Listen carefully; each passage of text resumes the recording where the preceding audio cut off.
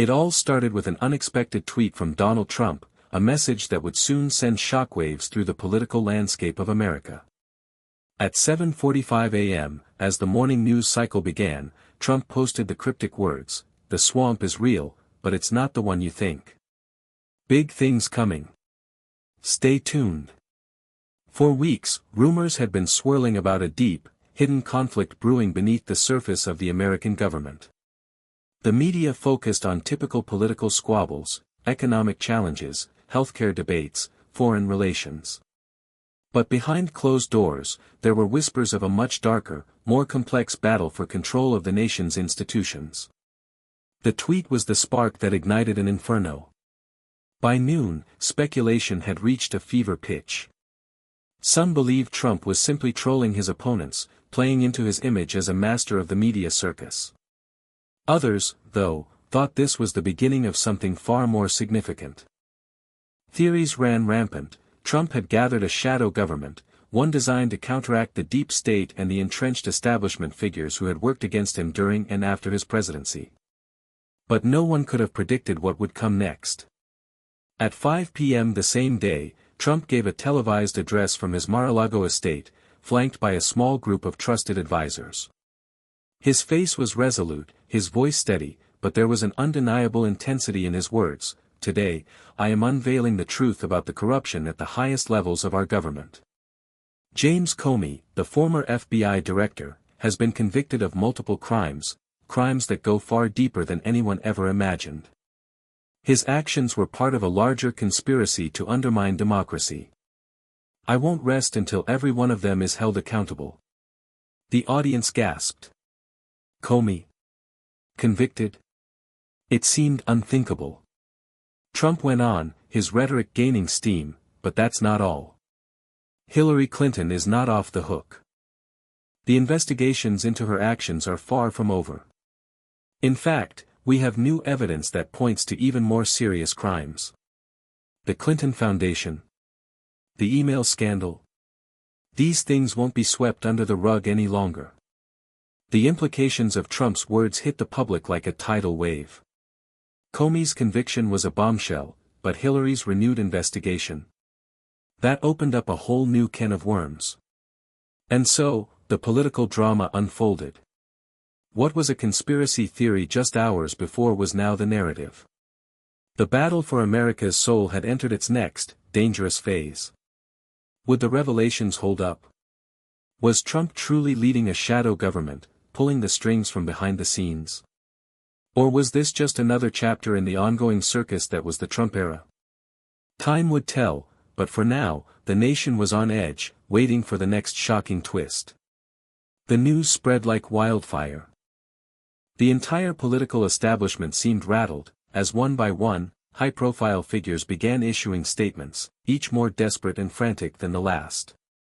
Former FBI officials, close allies of Comey, took to social media, publicly denouncing Trump's claims as baseless. The mainstream media echoed these sentiments, with pundits on every network scrambling to dissect Trump's speech. But there was a problem. Trump's claims weren't as easy to dismiss as they normally were. The footage of Comey's trial, first leaked, then officially released, showed him in the defendant's chair, hands clasped tightly, as a panel of judges laid out a stunning series of charges. The accusations were damning: abuse of power, obstruction of justice, and a deliberate effort to mislead the American people during his tenure at the FBI. Comey's defense was weak, but the real shocker came when the judge revealed classified evidence during the trial, evidence that was thought to be locked away forever.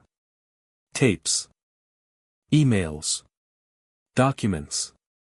Some tied directly to the Clinton campaign and, bizarrely, to the deep state networks Trump had long alluded to.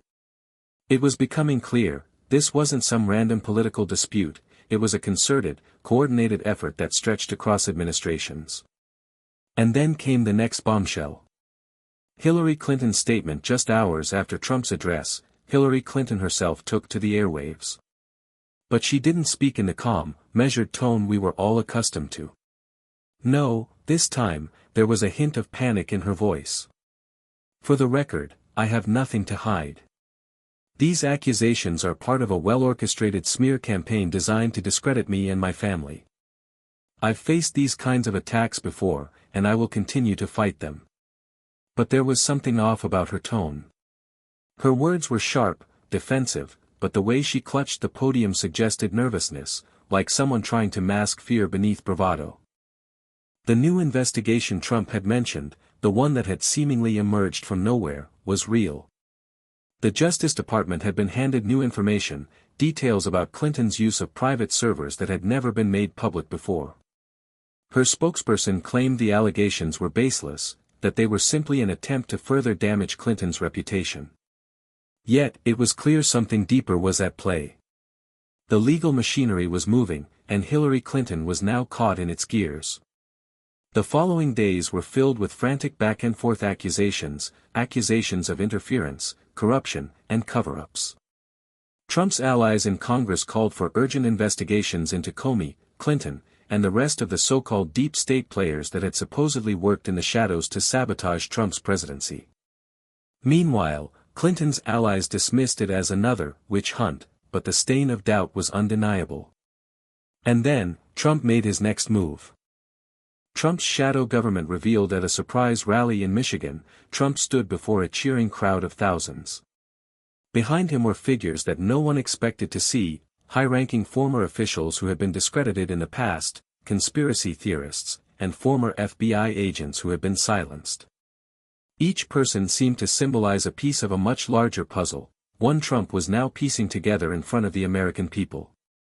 What we're seeing is nothing less than an attempt by the global elite to destroy our country from the inside out, Trump declared, his voice tinged with a new, almost militant fervor. But I've built a coalition of patriots who are going to root out this corruption, starting at the very top. The crowd erupted into applause, and the cameras focused on the faces of former intelligence officers, ex-political figures, and advisors that had once been sidelined or vilified. These were the players in Trump's so-called shadow government, the ones who were allegedly working in the background to dismantle what Trump referred to as the deep state. The news stations, once critical of Trump's every move, now found themselves playing catch-up, struggling to process what was unfolding. Were these claims legitimate? Was Trump really operating a parallel government? Could it all be connected, Comey's conviction, Clinton's renewed investigation, and the allegations of deep state corruption? The American people were no longer just watching the spectacle, they were living it. The stakes had never been higher. The following weeks were a blur of constant revelations, counterattacks, and political upheaval. Washington, D.C., a city known for its turbulent politics, had never been in such chaos. The fallout from Trump's speech had far exceeded anyone's expectations, sparking a political firestorm that no one could seem to control. The most significant development came from the U.S. Senate. At a packed hearing, key members of Congress convened to address the claims that Trump had made regarding the so-called shadow government. Senate Majority Leader Mitch McConnell stood in front of cameras, his face pinched with concern. "We cannot allow this to go unchecked. If there is even a shred of truth to what President Trump has been saying, we must act. This is a threat not just to our democracy, but to our national security," McConnell declared in his usual, no-nonsense manner. The media quickly seized on his words, interpreting them as a call to investigate further. The hearings themselves were a spectacle. Senators, most of whom had been critical of Trump during his presidency, now found themselves defending the very man they had once dismissed as a political outsider. They brought forward former FBI agents, former officials from the Department of Justice, and even former intelligence officers who had worked with both the Clinton campaign and Comey's FBI. The testimony was explosive. One former FBI analyst, who had previously remained in the shadows, came forward with shocking revelations. There were covert operations that worked to discredit Trump from the moment he announced his candidacy. "We had informants inside his campaign, inside his circle," the analyst said. The room went dead silent. But just as quickly as the Senate hearings began, the counterattacks arrived. Trump, always quick to respond, took to social media once again, this time unleashing a flurry of tweets that seemed to mock the Senate's efforts. "The swamp is trying to bury the truth. But you can't stop it. Comey was only the beginning. The Clintons are next. You'll see. He posted, followed by an ominous warning, get ready for the storm. Trump's supporters, emboldened by his words, rallied around him even more fervently. They began showing up at rallies across the country, chanting slogans like, "Drain the swamp" and "Lock her up" once again. But now, it wasn't just Hillary Clinton they wanted to see held accountable, they were calling for the entire system to be overhauled. Meanwhile, Clinton's team fought back hard. They flooded the media with statements, interviews, and accusations that Trump was playing with dangerous conspiracies. Clinton herself made a rare public appearance to address the mounting pressure. This is not just a political attack. It is an assault on the very fabric of our democracy, she said, flanked by her legal team. These allegations are not based on facts. This is a desperate attempt by a failed president to cling to power. Yet the new evidence from the investigation into her use of private servers only added fuel to the fire. A bombshell report from the FBI revealed that Clinton's private server had been accessed by foreign actors more times than previously admitted, raising even more questions about the security of classified information during her tenure as Secretary of State. Her legal team quickly moved into damage control mode, but the stain of scandal was undeniable. Behind the scenes, Trump's inner circle worked tirelessly to solidify their control over the growing movement. A shadowy network of former military leaders, intelligence officers, and right-wing figures were rumored to be organizing, pushing for a massive shift in America's political landscape. The whisper campaign spread that these figures were building a patriotic resistance to push back against the establishment and take back control of the country. Some called it a coup. Others called it a revolution. One key figure in this movement was General Michael Flynn, who had been previously ostracized after his brief tenure as Trump's national security advisor. Flynn had been somewhat of a pariah in the political world after he pleaded guilty to lying to federal investigators. However, Trump's supporters now hailed him as a hero, a man who had been wronged by the system. Flynn began making public appearances, holding rallies where he spoke of the need for patriots to rise up and take action. His words resonated with the millions of Americans who felt disenfranchised by the establishment. This is not just about a few corrupt politicians in Washington. This is about reclaiming our country from the globalists who think they can control our destiny. This is about taking America back, Flynn declared at a rally in Texas, his words ringing through the air like a battle cry. By now, the conflict had moved beyond Washington. It was everywhere, in every state, every community. The political climate was toxic, with no middle ground to be found. Trump's calls for action only fueled the fire, as did Clinton's defiant stance. America had reached a crossroads, and no one knew what the endgame would be. The months that followed Trump's speech saw the nation plunging into uncharted territory. The political scene had shifted from a heated exchange of partisan rhetoric to an all-out war for control, with no signs of slowing down. The shadow government Trump had hinted at was no longer a conspiracy theory. It was now a defining narrative, one that was reshaping the way America looked at its institutions, its leaders, and its future. The Senate hearings, which had initially seemed like a last-ditch effort to stop Trump's revelations, had instead become a forum for his supporters to air their grievances.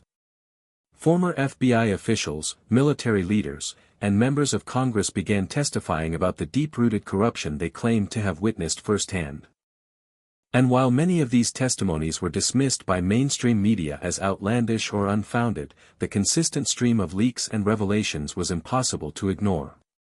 James Comey's conviction was upheld by an appellate court, sending shockwaves through the FBI and the political elite.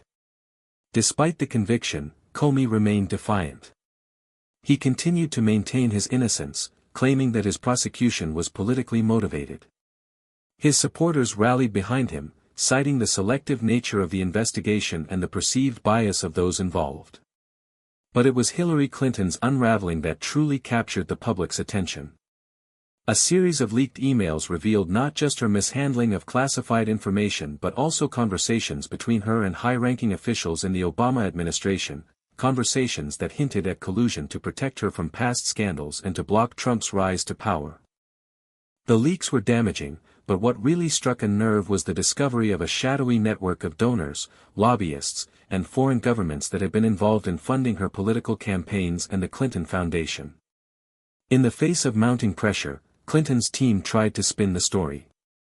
They issued statements claiming that the leaked documents were doctored, that they were part of a smear campaign orchestrated by Trump and his allies. But for many, the damage had already been done. The American public was now split in two, those who fervently believed in the deep state conspiracy and those who saw it as nothing more than a dangerous attempt to undermine democracy. Clinton's legal team, still trying to mount a defense, requested a delay in the proceedings. They argued that the investigation into her use of private servers was politically motivated, a distraction from the real issues facing the country. But the judge overseeing the case wasn't swayed. He ordered that the investigation proceed, and Clinton was subpoenaed to testify before Congress. That was when the real shock came. The day of reckoning. It was an unassuming Thursday when Clinton appeared before the House Judiciary Committee for a closed-door session. The room was packed with lawmakers, legal experts, and a number of Trump's staunchest allies in Congress. For hours, the committee grilled Clinton on her actions as Secretary of State, her involvement with the Clinton Foundation, and the now infamous private email server scandal. As the questioning continued, Clinton's demeanor shifted. At first, she was calm, even collected. But as the hours dragged on, her composure began to crack. Under intense questioning, she snapped. "This is a witch hunt. A coordinated effort to destroy me and my family. You know this isn't about justice, this is about politics," Clinton exclaimed, her voice rising with emotion. For a moment, the room fell into an eerie silence. But then the unexpected happened. One of the committee members, a Republican congressman, stood up and dropped a file on the table in front of her. "Then explain this," he said, pointing to the documents inside. "These are not just emails from your private server. These are communications between you and foreign officials, many of whom have been implicated in the Russia investigation. These emails weren't just about your work as Secretary of State. They were about your involvement in illegal activities to further your political career." Clinton went pale. Her eyes darted from one committee member to the next, but no one spoke. The file was quickly passed around, and the evidence was damning. Foreign governments had made large, undisclosed donations to the Clinton Foundation during her tenure as Secretary of State. Some of those donations had come from countries with interests directly opposing American foreign policy. As the documents were read aloud, the implications were clear. Clinton had been involved in a network of corruption that went far beyond the scandalous emails. It was an international conspiracy, one that had manipulated U.S. foreign policy for personal gain. Trump's final gambit. The day after the hearings, Trump made a bold move. In a highly anticipated press conference, he announced the formation of a new task force to investigate the deep state and its influence over the American political system.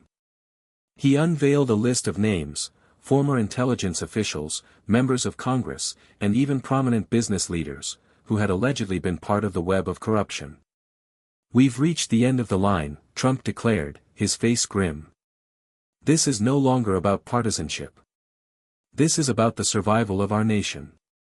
We're going to root out this corruption, and we're going to hold everyone accountable. No one is above the law, not even the highest levels of our government." The task force was given sweeping powers to investigate allegations of corruption, espionage, and unlawful activities, and Trump announced that he would personally oversee the operation. It was the final move in his strategy, a strategy to dismantle the entrenched power structures of Washington and to deliver a reckoning to those who had been operating in the shadows for decades. As Clinton's fate hung in the balance, and as the task force ramped up its investigations, the political world braced for the final outcome. Was Trump truly leading a revolution, or was this just another chapter in the chaotic, unpredictable saga of his presidency? As the investigations into the so-called deep state accelerated, the tension in Washington reached a boiling point. What had started as a series of shocking revelations soon transformed into an all-out political war, with no sign of reconciliation in sight. Trump's task force, empowered by sweeping executive orders, dug deeper into the tangled web of corruption, exposing more than anyone could have imagined. The media, which had once been quick to dismiss Trump's claims, now found themselves in a difficult position. They were forced to cover the mounting evidence, some of it too damaging to ignore, though many still tried to paint it as a politically motivated witch hunt. Yet the facts were piling up too quickly to dismiss. As Trump's task force unearthed evidence of foreign interference, bribery, and illegal lobbying, the public's trust in the political establishment began to erode. In the days following the bombshell hearings, more damning documents came to light: communications between Clinton and foreign donors, financial transactions linking her family foundation to questionable international deals, and undisclosed meetings with individuals tied to global corporate giants. And then came the tipping point: an explosive document, marked "Top Secret," was leaked to the press, a report detailing the extent of foreign influence on U.S. policy during Clinton's tenure as Secretary of State. The report claimed that Clinton had personally approved arms deals to foreign governments in exchange for significant contributions to the Clinton Foundation. The document was enough to turn the tide.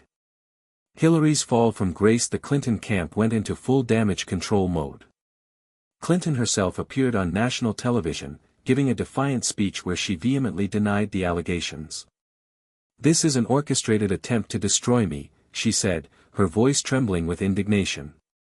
"I have dedicated my life to public service. These charges are false, politically motivated, and part of a larger scheme to discredit my entire career." But this time, her words carried less weight than before. With each passing day, the evidence continued to mount, and Clinton's reputation, already tarnished by years of scandal, began to unravel completely.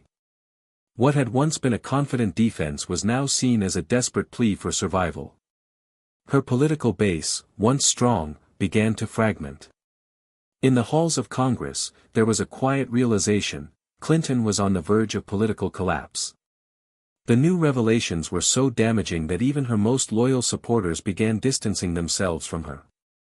Several prominent Democratic senators publicly called for a full investigation into her actions, breaking ranks with the party in what some called an unprecedented political shift.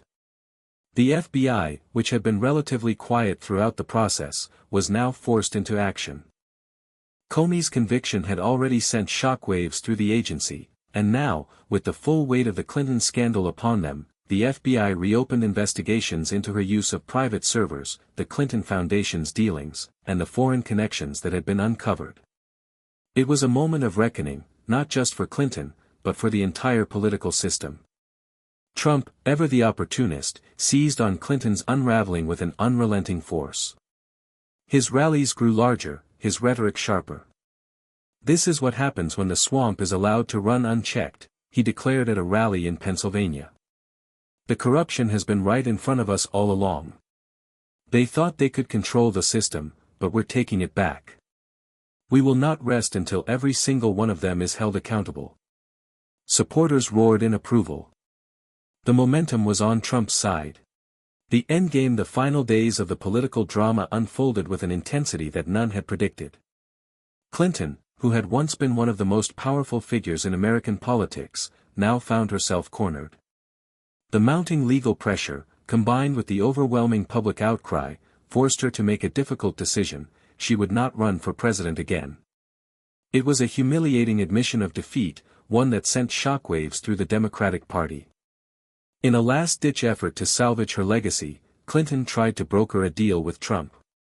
Through back-channel communications, her camp proposed a public apology, coupled with an agreement to turn over all documents and evidence related to the investigations in exchange for leniency. But Trump, sensing victory, refused to back down. "It's too late for deals," Trump responded. "The American people deserve justice, and that's exactly what they'll get." The final blow came when a federal grand jury indicted Clinton on multiple counts, including conspiracy to defraud the government, bribery, and mishandling classified information.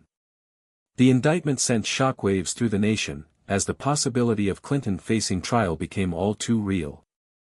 With Clinton out of the race, the Democratic Party was left in disarray.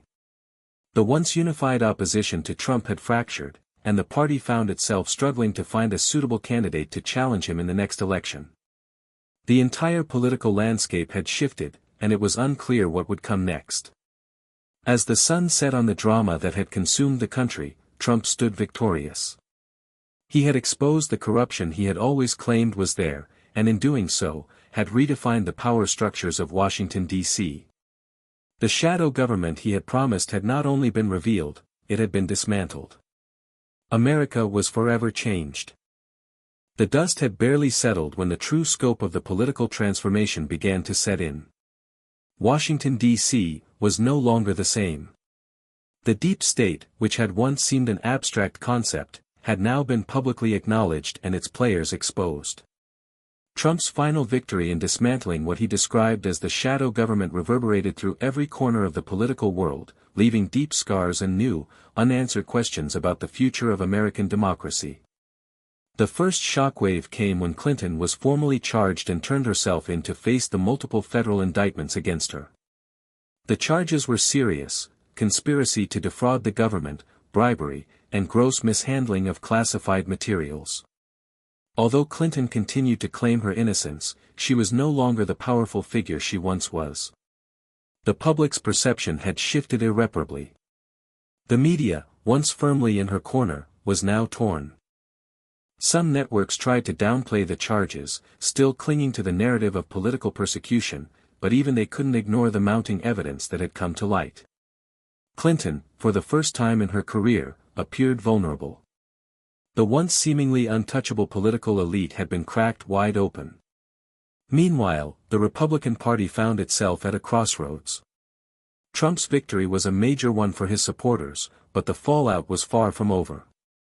The lines between what was deemed political warfare and what was national security blurred more than ever. The country was divided like never before. The Republican Revolution within the Republican Party, Trump's influence became undeniable. His vision for America had always been one of outsider defiance against a system that he claimed was riddled with corruption. Now, with his enemies in disarray and his base energized, Trump moved forward with his plans to reshape the nation's political institutions. His first order of business was to dismantle much of the old establishment bureaucracy, claiming that the government had been infiltrated by foreign interests and corrupt elites. He pushed through a series of executive orders aimed at dramatically curtailing the power of career politicians and entrenched government officials. He focused heavily on the judiciary. Conservative judges were appointed at an unprecedented rate, reshaping the judicial landscape for generations to come. Under Trump's leadership, the Supreme Court, still reeling from the effects of Clinton's investigations, was now tilted further toward conservative ideology. Trump also began championing the cause of electoral reform, arguing that the system had been rigged in favor of the political elite. He pushed for stricter voter identification laws, audits of voting processes, and measures designed to limit the power of lobbyists and special interest groups. The country's political landscape was changing rapidly. While Trump's base celebrated these victories, his critics were alarmed. They argued that his reforms were simply a power grab, an attempt to solidify control over every aspect of American governance. The lines of division were drawn sharply. The Democratic collapse. The Democratic Party, in the wake of Clinton's downfall, descended into chaos. As Clinton faced trial, the once proud party found itself in disarray, trying to reassemble the pieces of a fractured coalition. Several of Clinton's top allies resigned, unable to survive the political storm. New leaders emerged, but none could seem to capture the imagination of the American people the way Clinton once had. The party's strength had been built on a coalition of minorities, progressives, and centrist voters. However, the loss of Clinton's political capital, combined with the rise of Trump's populist base, left the Democrats struggling to find a unifying figure. Progressive factions within the party, now without their champion, began to fracture. Some pushed for a more radical shift to the left, advocating for sweeping changes in healthcare, climate policy, and wealth redistribution. Others, still clinging to the moderate ideals of Clintonism, fought to hold the party's traditional stance. The battle between these two factions led to a public break. Former allies turned into bitter rivals, with accusations flying between them. The Democratic Party, once the formidable opposition to Trump, now appeared fractured and rudderless. The struggle for its soul was only beginning. The shadow government reborn. Amidst this chaos, a troubling new trend began to emerge. Though the shadow government Trump had exposed had been dismantled, rumors persisted that remnants of the old guard were trying to regroup. Some believed that Clinton's indictment was just the beginning of a larger, more clandestine war for control of the American political system. Whispers of a shadow resistance began to circulate, figures in the intelligence community and other former high-ranking officials allegedly working behind the scenes to influence policy, leak information, and undermine the legitimacy of Trump's presidency. Trump's critics seized on these rumors, claiming that his obsession with rooting out corruption had turned into a paranoid witch hunt, and that the true threat to democracy was Trump himself. For all his talk of transparency and accountability, Trump found himself facing a new kind of adversary, one that operated in the shadows, just as he had claimed the old elite did. The lines between good and evil, right and wrong, became increasingly blurred. The national divide as Trump pushed ahead with his reforms, the nation became more polarized than ever before. Protests erupted across the country, some in support of Trump's policies, others vehemently opposing them. Cities saw violent clashes between supporters of the president and those who believed his actions were an attack on the very principles of American democracy. The economy, once booming under Trump's tax cuts and deregulation, began to show signs of strain. While unemployment was low and stock markets hit record highs, many Americans began to feel the growing gap between the rich and the poor. The promise of draining the swamp seemed to some like a hollow victory, as new forms of corporate consolidation and influence over the political system took root. The nation was fractured. The partisan divide had reached new extremes, with each side seeing the other as an existential threat to the future of America. The future of America with Clinton's conviction looming and the Democratic Party in disarray, Trump looked ahead to a second term. His shadow government, the one he had promised to expose, had been revealed, but the real challenge now was what came next. Would America emerge stronger, more unified, or would this chaotic, destructive political war consume it from within? In the end, the story was far from over. As long as there were divisions to exploit, power to be gained, and enemies to be made, the political battlefield would rage on. As the country teetered on the brink of irreversible change, the final chapters of this political saga began to unfold. Trump had, for better or worse, succeeded in reshaping the landscape of American politics. The old guard had been exposed, the system had been shaken, and the nation was forced to confront its deeply rooted divisions head-on. Clinton's conviction, long expected, was finally handed down. The legal process was swift and unforgiving. She was sentenced to house arrest and barred from holding any future public office, effectively ending her political career. Her legacy, once towering and nearly unassailable, was now permanently stained by scandal and criminal charges. Though Clinton remained defiant until the end, even her most loyal supporters had started to abandon her cause. The Democratic Party, already in disarray, suffered a final blow. It became clear that the public had lost faith in the party's ability to offer a cohesive, unified opposition to Trump's vision. The Democrats, divided between centrists and progressives, struggled to present a viable alternative. In the aftermath of Clinton's conviction, the public debate turned to what kind of America would emerge in the next chapter. Trump's policies were polarizing, his rhetoric combative, and his methods unorthodox. Yet, for millions of Americans, his promises had been fulfilled. The political system had been upended, and the corrupt elite had been exposed. But not everyone celebrated. The rise of the resistance amid the chaos, a new form of resistance emerged. Disillusioned Democrats, disenchanted by the lack of direction in their party, began organizing in ways not seen before. This new resistance wasn't just about opposing Trump, it was about fundamentally questioning the legitimacy of his entire presidency. His critics, many of whom had once been silenced or dismissed as fringe, now found themselves at the forefront of a nationwide movement. This resistance was more radical, more decentralized, and it had a new, terrifying weapon: social media. The rise of online activism meant that every injustice, every controversial statement, and every policy decision was scrutinized by millions. The digital age, which Trump had so expertly wielded in his own rise to power, now served as a double-edged sword. It gave voice to a growing network of opposition, and it could be just as effective in turning the tide. The protests that had once been isolated to smaller pockets of discontent soon turned into a nationwide movement. Cities saw demonstrations, sit-ins, and even occupations of government buildings. What had begun as a reaction to Clinton's indictment morphed into a full-scale challenge to Trump's entire political agenda. As the president pushed forward with more divisive policies, immigration crackdowns, environmental deregulation, and tax reforms, the resistance intensified. The Trump doctrine and the world stage. While America burned with internal conflict, the world watched in fascination. Trump's foreign policy, which had been unpredictable and often controversial, took shape. He withdrew the U.S. from several international agreements, including the Paris Climate Accord and various trade deals.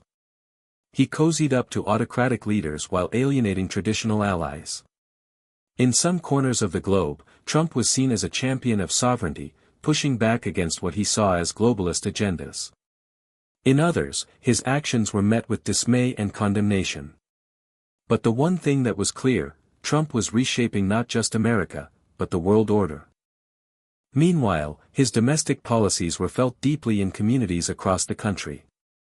The economy, though still growing, began to show signs of stress. The gap between the rich and poor widened even further. Corporations flourished, but the middle class struggled to keep pace. Healthcare, still a contentious issue, remained out of reach for many who had hoped Trump's promises would include a universal solution. The last challenge, a second term. As the 2024 election approached, the political atmosphere had never been more charged. Trump, despite the chaos and protests, remained a dominant figure.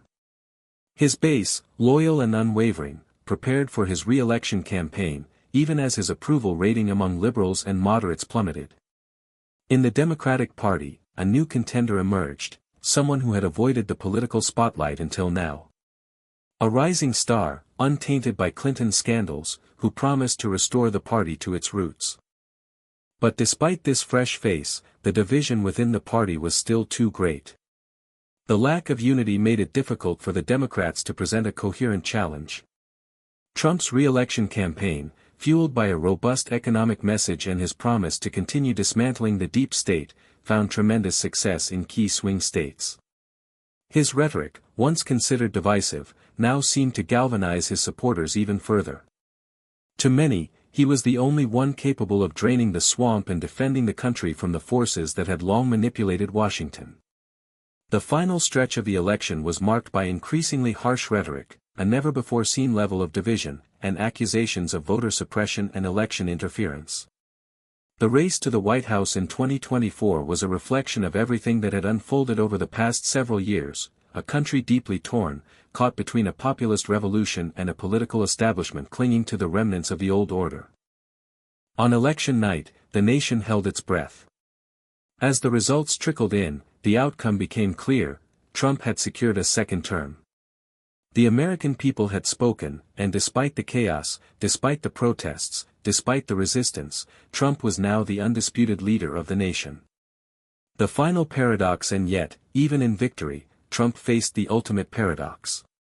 His promises to drain the swamp had created a new kind of political system, one that was equally unpredictable, equally polarized, and equally dangerous.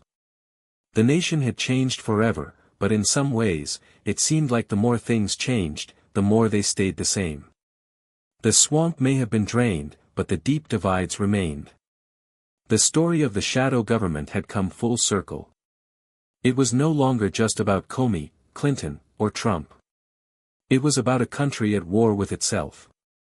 A nation of contradictions, fighting battles that might never be won, all while trying to rebuild something that could never truly be restored. And so, America stood at the edge of its future, uncertain of where it was heading but irrevocably shaped by the events of the past.